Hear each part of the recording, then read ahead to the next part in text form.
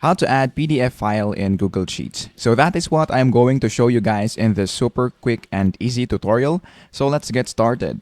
So the first thing that we need to do is to open our Google Drive right here and then upload the PDF file that we want to put into our Google Sheets, and make sure that you are logged in into the same account. And then once you do that, as you can see, I have already uploaded my document right here. The next thing that we need to do is to copy the link by just clicking this three dots right here on the right, and then click the share button and then click copy link.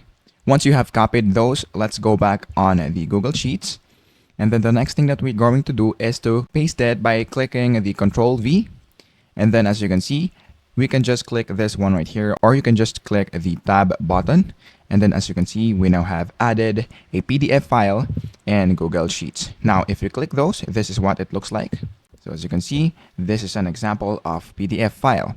So that is pretty much it. That is how you add a PDF file in Google Sheets.